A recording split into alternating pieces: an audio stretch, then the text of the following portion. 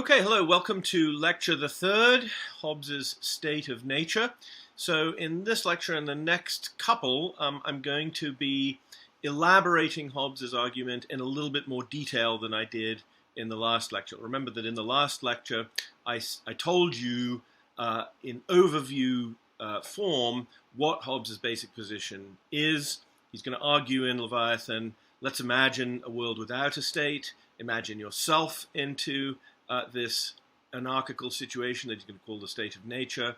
If you were in that situation, you'd find it intolerable, and you would agree with your fellow citizens to establish a state on certain terms by understanding why you would agree on those terms to a social contract. That's what that agreement is going to get called in the story. By understanding the terms of that social contract, we can then make some progress with the question of what are the legitimate powers of the state, what are its limits, how far do they extend, and so forth, right? So that much should already be clear to you. But as I said in the last lecture, the details of the argument are both more complicated and more challenging and interesting. And so what I'm going to be doing in the next few lectures is trying to sort of set out some of those complications. Okay, the end of last lecture, we reached the following important point. Remember that I argued that for Hobbes, the state is an agent. It's an artificial person. It doesn't exist by nature. It's something that we construct, that we contrive together. And that if we understand the state as a kind of agent or as a person, to make any progress with understanding its legitimacy, we need a working understanding of what a person is, in order to understand the sense in which the state is itself a kind of person, albeit an artificial one. We need to understand how we as natural persons, as admittedly biological persons, how we constitute it. And I ended last time suggesting to you that it's much better to understand the first part of Hobbes's Leviathan, of man, in those terms than it is to understand it as a kind of all-purpose theory of human nature. It has a narrower purpose than that, and if you get that, you'll be able to understand more clearly what Hobbes is up to. And I'll say more about that, I think, incorrect human nature reading of Hobbes later on. So we need a working understanding of what a person is, Hobbes thinks, in order to make progress in this area. But I want you to notice that the question, what is a person, is a question of a distinctive and perhaps interesting kind. It's not simply a question like, what is a planet, or what is a mountain, or what is a whale, or what is a tree. All of those things are external objects. They're things that we can see and touch and observe from outside. They exist independently of us. But a person is not like that. A person is not simply an external object for us, because we exemplify persons, right? So when we ask, what is a person, we're not, and Hobbes fully understands this, I think, when we ask what is a person, we're not simply asking a question about some external object, like a tree or a planet. We're asking a question that has an important introspective dimension. We're simultaneously asking, what am I? Or who are we? Right? There's an inward aspect of this question. And it's very, very important to grasp that. Remember, again, this is from the last lecture, that the state, because Hobbes rejects the idea that it's a natural thing, he says instead it's a social construction. It's something that we create. It's artificial. So given that, what we need in political theory, Hobbes thinks, at least for the purpose of explaining what the state is, we need not just an idiosyncratic account of what I am, right? It's not going to be good enough to just give some personal fantasy about how I look from the inside when I introspect, right? Because we also need to know, if we're doing something here together in constituting the state, we need to know that our fellow citizens understand themselves in the same way that we do, right? Our introspective standpoints, the perspectives from which we understand ourselves, must align in some ways. We have to kind of clear the deck so that we all know that we're viewing this question about how we constitute a state from, albeit an introspective standpoint, nonetheless from an introspective standpoint that we know to be shared, that others also take up when they engage in political theory and think about how to account for the rights and powers and authority of the state, right? This, by the way, is, again, goes back to something I was talking about last time. It's very important to appreciate it. It's this requirement that we understand the state from a shared perspective, from a perspective that we can all sign on to. It's this feature, this requirement, that Hobbes thinks gets religious accounts of state authority into trouble. Because Hobbes has the view, and I think many of you on reflection will come to see that he's probably right about this, that religious accounts of the origins of state authority can't bring this mutual alignment of personal perspectives about. And the reason for this is that our knowledge of God, even on a fully Christian understanding, is radically incomplete, right? God isn't someone we can just go up to in the street and say, well, what is it that you want for us? God is invisible. He's hidden. He's beyond the world. He's a mystery, right? And his word, as communicated to us through the Bible, is notoriously ambiguous. It's open to interpretation.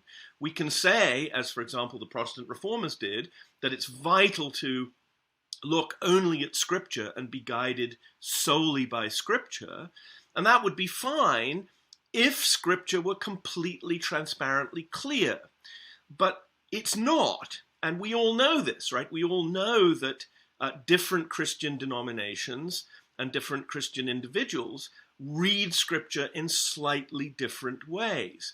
And it's very, very difficult to come up with a stable interpretation of the meaning of the Gospels and the wider Scripture and Bible on which everyone can agree. And for Hobbes, that's one, not the only, but it's one of the major reasons for the political conflict that he sees in Europe of his time. As I said in the last lecture, those wars and conflicts were very often profoundly religious wars, and they stem from disagreements among different religious groups about where power lies and what the Bible says about that and what God says about that, right? Again, it would be great if we could go into God's office and ask him for clarification. But he's not in his office. He's hidden beyond the world, and he's left us with this ambiguous text. And as long as that's true, Hobbes thinks, we're not going to be able to agree on judgments about political authority just by consulting it, right? If we're going to bring about this desirable mutual alignment in perspectives, we have instead to just accept that the state is not founded on something outside us, like a god, or on nature. As I said last time, the source of its authority, on Hobbes' account anyway, is within us, because it's a social construction. It's something that we create. But if that's true, then we all have to be able to see its authority as stemming from inside our own perspectives in a way that we all know that we are authorizing it in the same way. We all have to be able to see it as stemming from some internal standpoint that we know that we all share. And that's what he's really trying to do in the first part of this book. He's trying to establish that common internal point of view from which we can all agree on what the state is, where its authority comes from, and what we are prepared to authorize in terms of the limits and extension of its powers over us. So I think it's very helpful to think of part one of Leviathan, the part of man, as proceeding in two phases. This isn't completely clear in the text, but I'm fairly confident that this is what Hobbes is actually doing. There's a first phase in which Hobbes addresses you and asks you to think about who you are. Again, this is an introspective question. He's asking you to reflect on who you are and reflect on the nature of your own personality, as if you were completely alone, right? As if you were just abstracting you as a separate individual and forgetting about the presence of any other person, and just asking yourself, well, how do you encounter yourself when you look inside yourself apart from any social interaction with anybody else? That's phase one, right? And he's going to reconstruct a certain account of what it's like to be a person, as it were, from the inside, that he thinks all of us are going to be able to accept.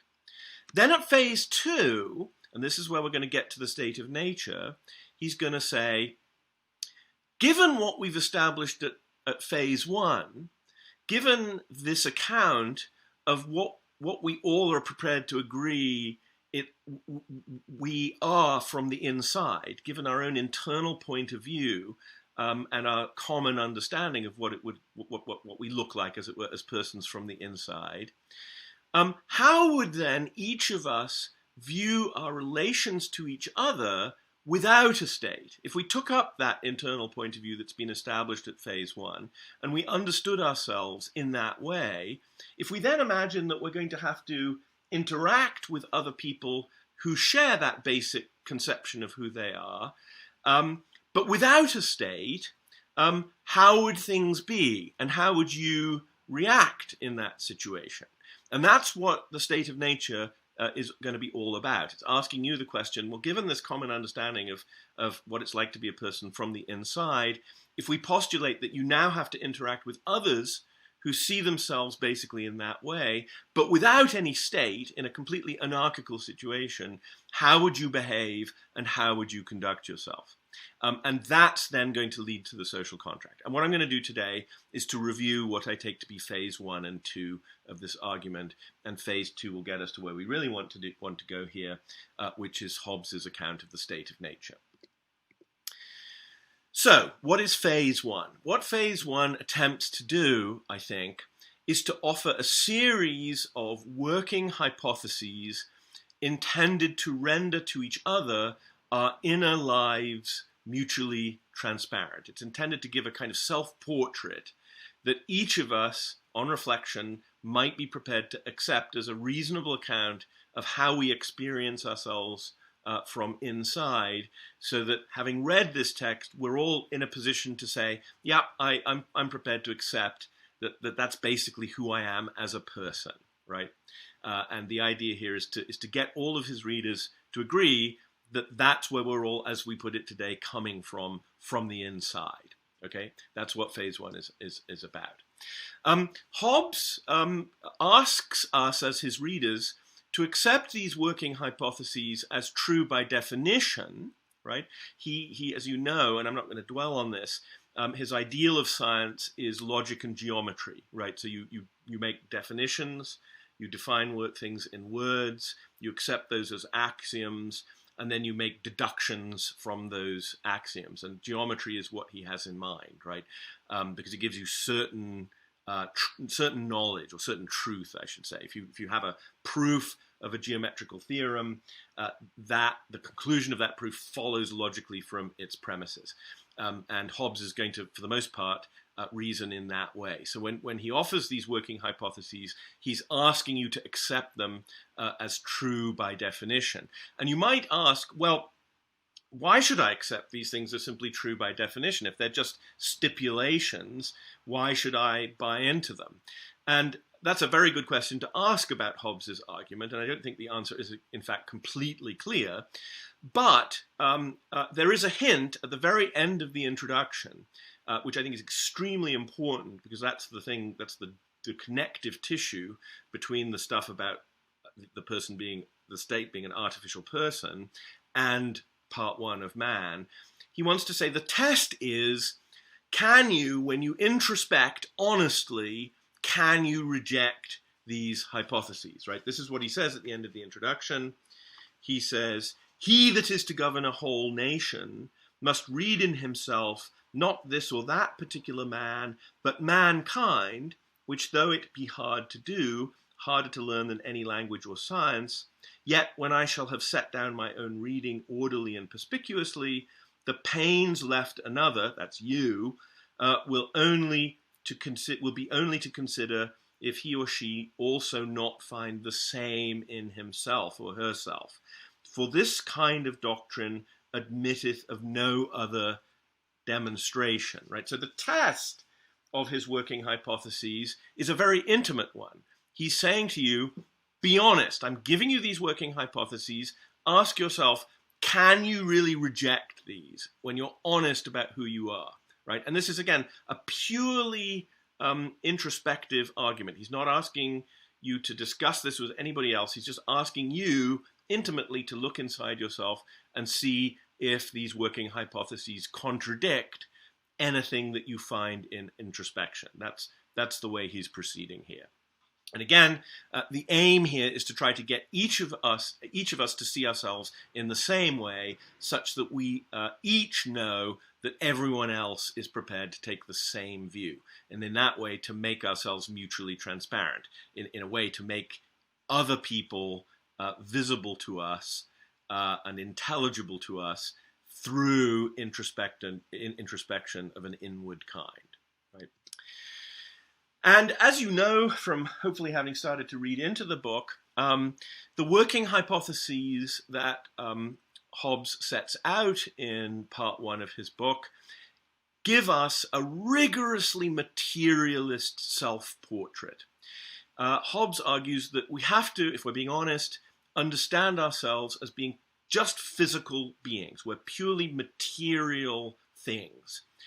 We're continuous with the rest of the physical universe, which is itself, he thinks, nothing but matter in motion.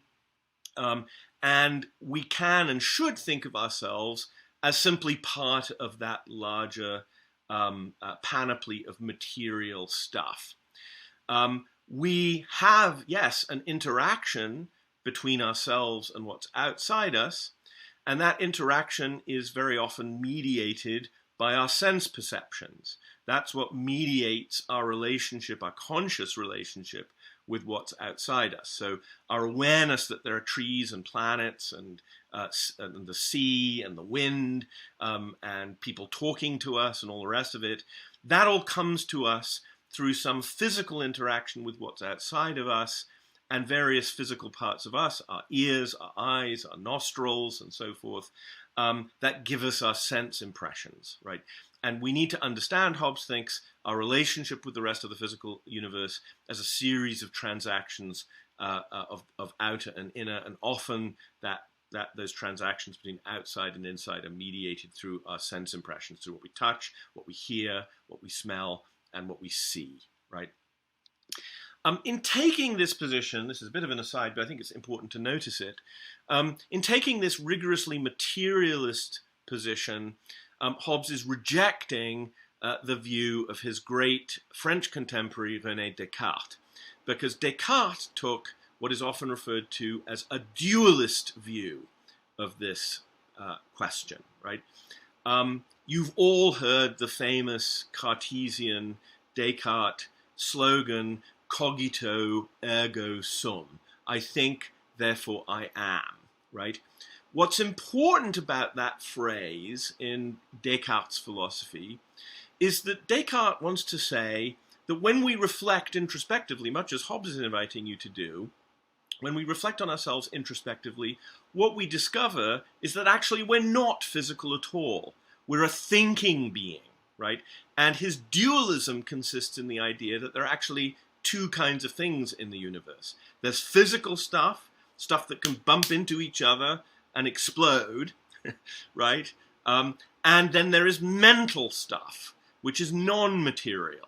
And the point of his cogito ergo sum, I think, therefore I am, is it's supposed to show to us that we are not fully material. We are partly thinking, res cogitans, right?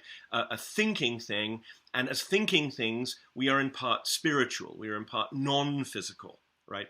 Hobbes rejects this view, right? And in fact has a lengthy correspondence, an increasingly irritable correspondence, which is quite fun to read, with Descartes over this question. He thinks that if you're honest with yourself, there is no reason to think that just because you think, you're non-material, right? Yes, we think and reason. He doesn't reject that assumption, but he thinks if you think honestly about it, thinking must be just a series of physical transactions in the brain, right? There's nothing different about the brain from the rest of the physical universe. It's just a different part of it, right?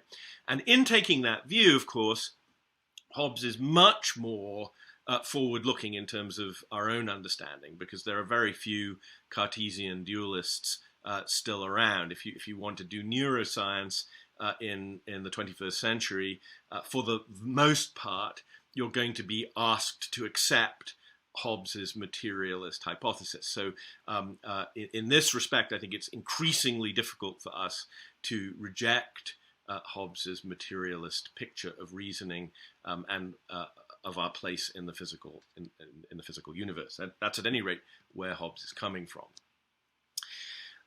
So if there's nothing to the universe but matter in motion, one thing bumping into another and causing something else to happen, just a series of physical ballistic collisions among particles and objects, things understood in a physical way. He thinks that we are part of that ballistic interaction.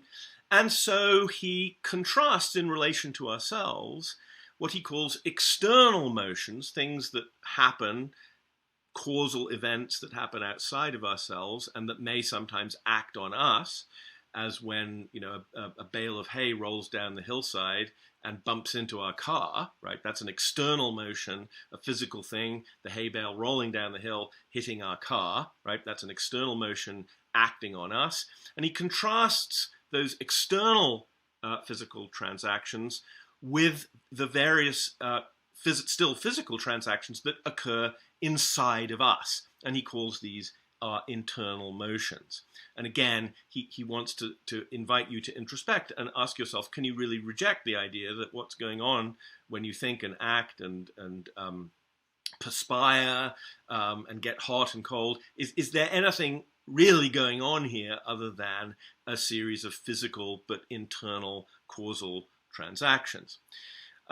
So he contrasts these external motions with internal motions, and he distinguishes further between two kinds of internal motions, right? He says there are involuntary internal motions, things that happen inside of us, as it were, that are involuntary because they don't involve the will, right? Our choosing is not involved in them. And the obvious examples of this would be things like respiration, right? We for the most part, unless we decide to hold our breath, respiration is something that happens independently of our will. Blood circulation, your heart beating.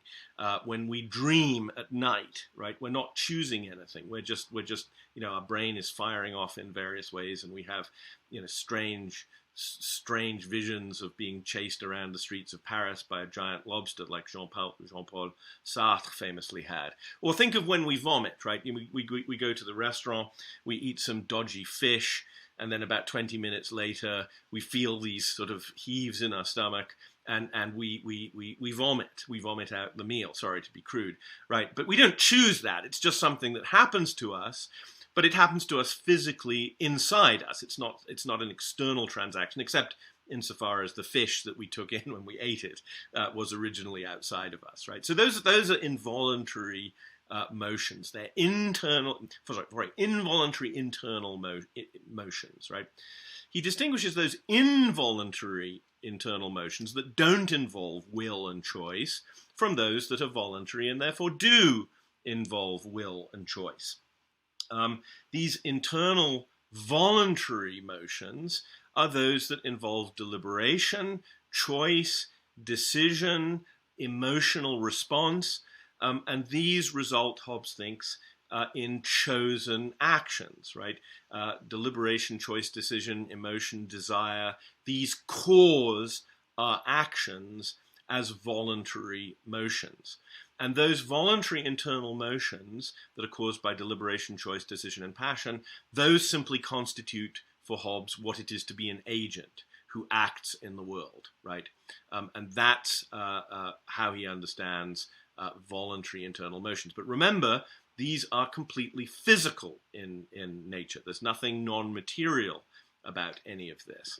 And so that means that Hobbes takes some positions that you may find hard to accept, but that again are very much in alignment with more recent scientific understandings, right? So when Hobbes talks about voluntary motion, that is those internal motions that cause choice and result in action or agency or some act of agency, some choice to do something, right, to get up off your chair or to turn off your computer or throw it across the room.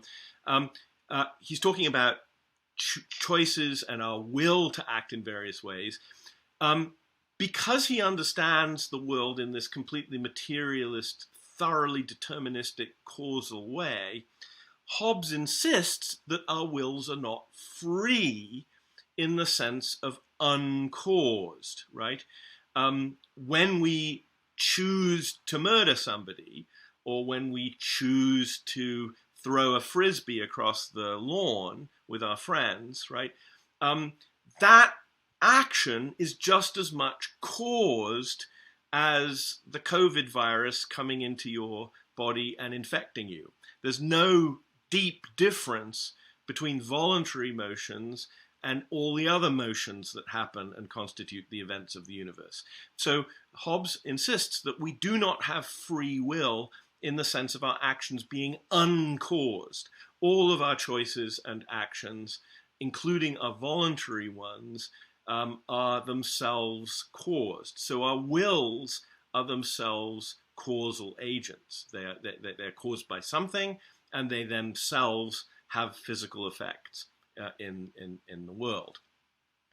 And as you know, Hobbes thinks that the causes of our wills, of our voluntary action, are our appetites and aversions, right? To go back to the example of a murder, I am caused by my aversion to my enemy to murder them, right? That's what, it's my hatred of someone that generates in me the will to destroy them, and that in turn is what causes me to kill them. And for Hobbes, that story is just the same as the story you might tell about an asteroid bumping into a moon and causing a crater. There's nothing essentially different about the way that we should account for these things. It's just that the asteroid doesn't choose, the asteroid doesn't have appetites, the asteroid doesn't deliberate in any way, the asteroid doesn't choose, the asteroid is caused in a different way. There's no voluntariness, there's no will to the asteroid's action. But again, Hobbes wants to say the fact that actions are voluntary doesn't mean that they are uncaused. Voluntary actions he defines as those that are caused by appetites and aversions, and only beings that have appetites and aversions can engage in voluntary action. And we know that we have appetites and aversions because we can introspect and notice that we like some things, we desire some things, we hate some things, we are disgusted by some things, and these are the things that cause us to act in one way rather than another. Hobbes does recognize that, of course, we sometimes have the feeling that we freely choose things in the sense of being completely uncaused. But he gives an interesting analysis of this. He says, look, the feeling of free deliberation, this is just an illusion that is created by conflicts among different appetites and aversions, right? So I'm sitting in the restaurant, I've had a nice entree. The question is, do I have dessert? And I have two warring appetites. One appetite is, there's the sweet trolley going by with a nice tiramisu. That makes me want to choose the tiramisu. But at the same time, I have an image of in my head of getting fatter and fatter and fatter if I keep eating nice sweet desserts. And these two appetites are sort of warring for a period. Eventually, Hobbes thinks one or other of these appetites is going to win out, just as, two physical forces interacting on some asteroid or planet are going to interact, and one or other of them is going to win, and one of those appetites is going to win out, and that, he says, is the last appetite that precedes action, and he wants to say that's the thing that actually causes us to either decline the tiramisu on this occasion or order the tiramisu and eat it. So he recognizes we sometimes have this feeling that we're deliberating, but it's an illusion, right? Our eventual choices are still just as caused as anything else that happens in.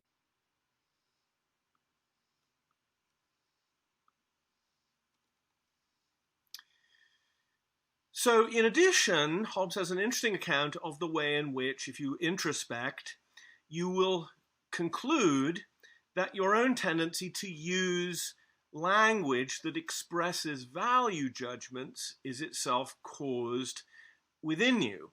Because, of course, we do find ourselves saying sometimes that things are good, things are bad, things are just or unjust, things are morally right or morally good, ethically or ethically evil.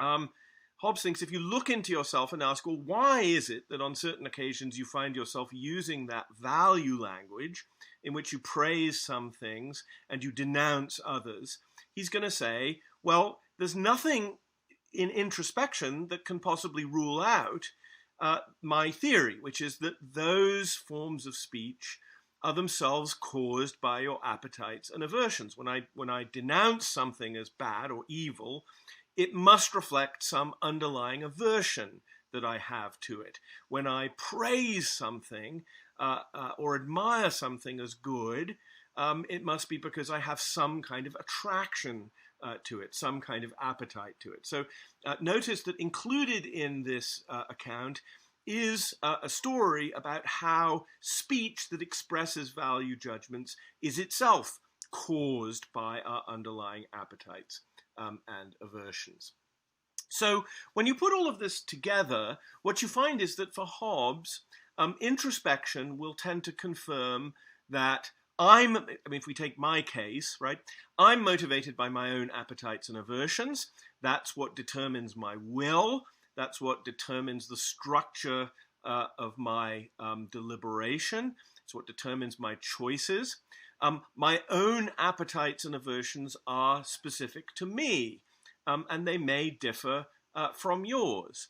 So it's crucial that Hobbes's account tends to imply that our value judgments and our wills and our choices, our beliefs about what's good and what's bad, what things are worth pursuing, what we in fact will pursue and what we will avoid, what we will choose to do, what we will choose not to do, ultimately they're all, in a deep sense, psychologically relative. They're all fundamentally reflections of deep down appetites and aversions that are generated within us psychologically, and that then will cause these various forms of action, these various forms of deliberation, these various value judgments that we find ourselves uttering.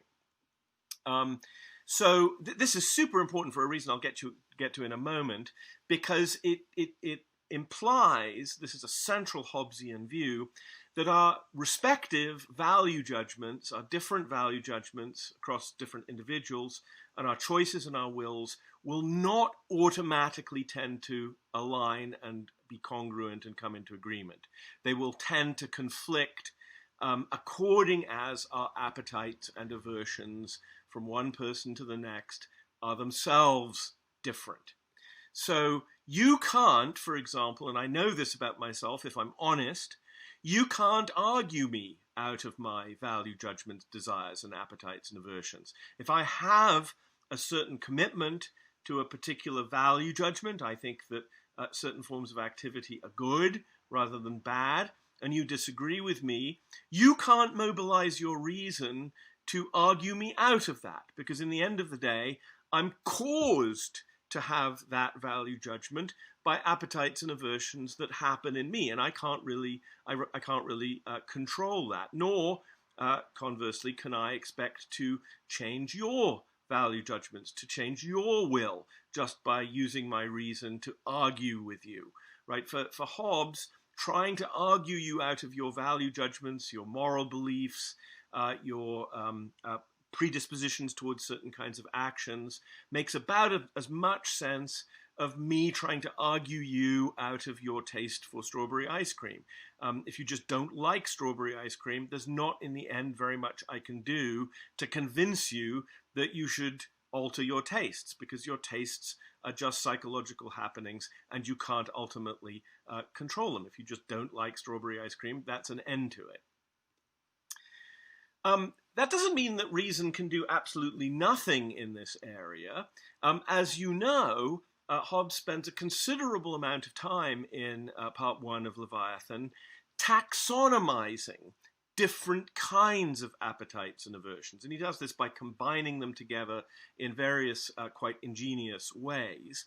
And he does think that we can, in that way, argue together, we can reflect on our dispositions and our desires and our appetites and aversions, and we can come up with a kind of coding scheme that allows us to at least agree on the character of these different kinds of appetites and aversions. So we can agree, for example, on what it is to love someone rather than hate someone. We can agree what it is to honor somebody and to dishonor them. We can agree on what it is to praise somebody and blame them, to respect or have contempt for them. We can reach some kind of shared agreement about that, and Hobbes offers various kinds of hypotheses along those lines. So, for example, if my tendency is every time you come into the room is to immediately have an allergic reaction and to vomit because I'm disgusted by your presence, Hobbes thinks that we can agree at that point that whatever my disposition towards you is, it isn't one of love, right? Because love has a different sort of character, and it has different kind of characteristic symptoms, right? So we can agree on all of that. We can agree what it is to have different desires and different emotions and passions, but rarely will we agree on what to love, what to hate, what to respect, what to praise and admire, and what to have contempt for and denounce, right? That's going to vary from person to person according to their particular portfolio of psychologically relative appetites and aversions. Now, all of this has a tremendously important consequence for Hobbes, because this deep and profound psychological relativity is Hobbes's basic diagnosis of the sources of political conflict and war. The reason why human beings have such difficulty, he thinks, living in peace together is that there is no natural tendency for our appetites and aversions to fall into alignment with each other. We therefore want, hope for, desire, have passions for and against different things. We tend to get very invested in these different passions and interests and desires, and that's what ultimately brings us into conflict. And that's what he thinks the state is necessary to try to overcome. Notice that Hobbes' psychological relativism encompasses both material conflicts and more psychological or ethical conflicts, right? It has to do both with conflicts over scarce resources, as with oil, where many different nations have interests in the oil reserves in the Middle East. They're all trying to get their dirty little hands on these scarce resources. So inevitably, because several different agencies have appetites towards achieving as much oil as they can get their hands on, but there's only a certain amount to go around, that's going to give rise to conflict, people trying to grab those resources. But it's also an account of ethical and psychological conflicts between people. This is what happens when you have religious disagreements and conflicts. I can read the Bible, and my psychological dispositions can be attracted to a particular side of what Scripture is saying. I can be impressed by the part about peace and love, for example. But a different personality might read the Bible and be impressed by the part of the Bible that has to do with judgment and punishment and hell, right? And again, depending on people's different personalities, their different appetites and aversions, they're going to come to different views about what the Bible is asking of us, what its ethical position is. And again, it's going to be very difficult for us to argue each other out of those psychological and ethical dispositions, because ultimately they are rooted in our appetites and aversions, and these we can't fully control. But at least Hobbes thinks, if you've followed him this far, at least we can now agree on the nature of the political problem, right? There's this inherent tendency towards conflict in social life that arises because ultimately our interests, our desires, and our passions reflect fundamental psychological differences in our appetites and aversions, right? How can we overcome this inherent tendency towards conflict? And Hobbes's gambit is, well, if we could find one appetite and aversion that we can all know that we all share, then we would have identified a universal motive, a universal appetite, and a set of concomitant universal aversions that we can all agree at least is either good or bad for us, right? If we could find one such appetite and aversion, we could transcend all of these differences and reach some kind of reconciliation and area of agreement on which we can proceed for the purposes of political theory. And Hobbes thinks there is one such appetite. He thinks there's only one, and that universal appetite, as you know, is self-preservation. Survival is a universal good, and death is a universal bad for all of us. And we know this because when we all introspect, each of us is going to come to the same conclusion. We disagree about just about everything else, but our appetites are all at one in wanting to preserve ourselves, in being averse to death and pain, and being having an appetite towards survival and self-preservation, right? So that's a singular, universal motive that Hobbes thinks that we can all agree on. And that's central to his political theory. So that leads us to phase 2 and to his state of nature. So phase 1 has given us a certain picture of ourselves considered alone. Hobbes thinks that if you introspect, you won't be able to find anything that contradicts his hypotheses about what's going on inside you and what motivates you.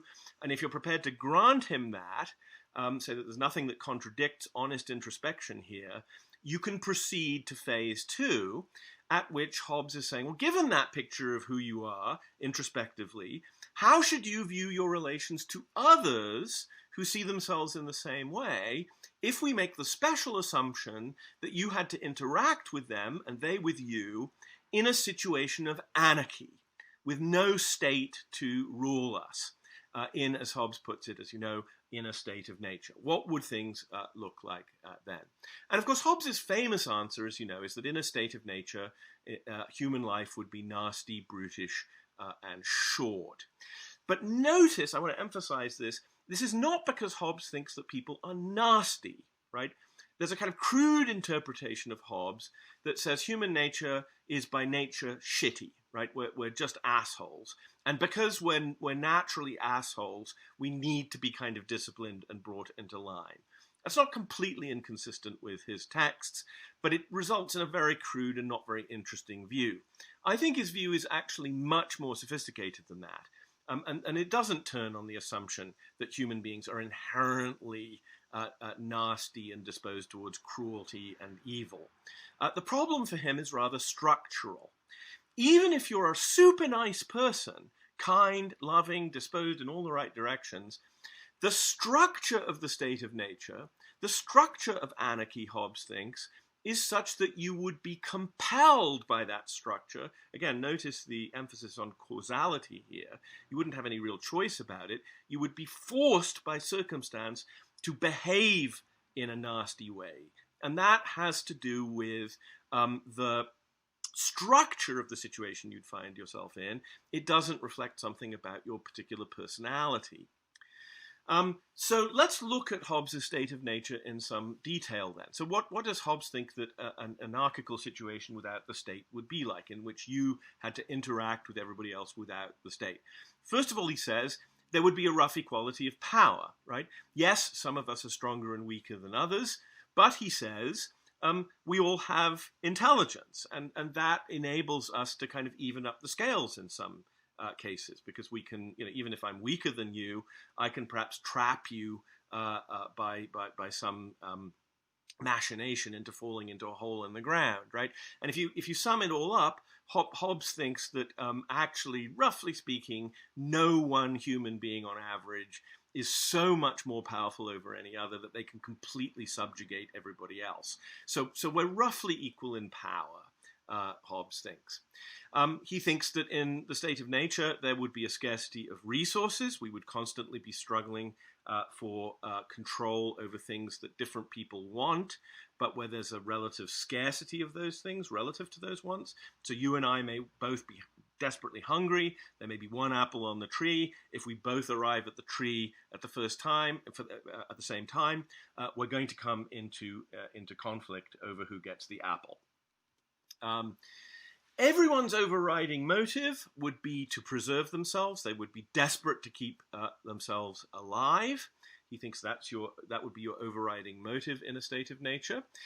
He thinks we would be focused on that imperative of self-preservation and therefore have very limited benevolence towards others. That doesn't mean that he thinks that we're selfish egoists in the sense that we, for him, actually derive positive pleasure from hurting and harming others. It's just that the circumstances of the state of nature are going to focus our attention primarily on preserving ourselves. And that means that we're not going to have a whole lot of attention for thinking about other people and how we might benefit them. We're going to be, in that sense, self-interested. And finally, he thinks that even in a state of nature, we're going to be averse to humiliation and any action that we interpret as disrespect or contempt, right? So, and he calls this glory, our tendency to be concerned with glory. So, I can spit in your face in the state of nature. I'm not actually threatening your self-preservation in any way. I mean, I don't even really inflict a significant injury. But most human beings, Hobbes thinks, and you too, will be insulted by behavior of that kind, and you will tend to overreact. You will tend to get really resentful and angry and indignant and probably strike back, right? All of these factors bring people into conflict, and the kinds of conflicts that are associated with 1 through 5 on your slide there, that constitutes for Hobbes the politics of anarchy, the politics of the state of nature. So notice that when Hobbes defines the state of nature as a situation without the state, he's not defining it as a state without politics. It's better to say the politics of anarchy is a politics of conflict and a politics of war. That seems to me to be the right way to put it. And indeed, Hobbes goes on to say, in effect, that the state of nature has a ruling ethic, something like the Wild West, right, or the ethic of the Wild West. For one thing, it's a regime of mutual fear.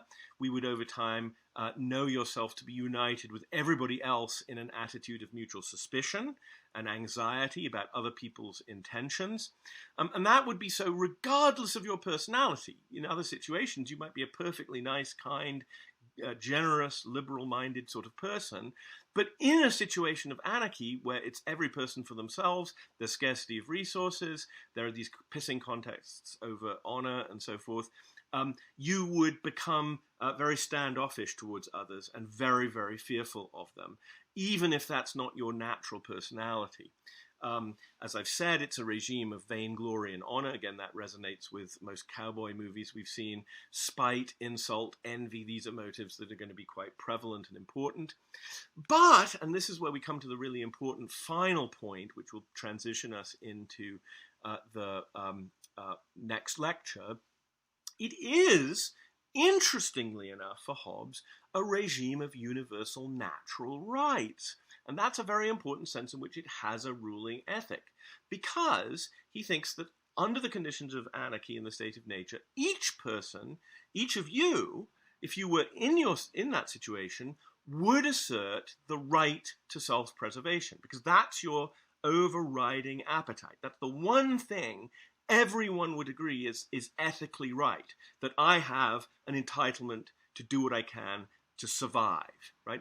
And concomitantly, even more importantly for Hobbes, individuals and you would assert the right to judge for yourself how best to preserve yourself, what strategies you would adopt to try to secure your survival in this conflictual situation. And it's 3b, right, this right to assert how best to preserve yourself. That's the real source of the problem for Hobbes, right? It's not that he's pessimistic about human nature and thinks that human beings are naturally prone to hurt each other. It's rather that in a state of nature, each person is going to reserve for themselves the right to judge how best to survive.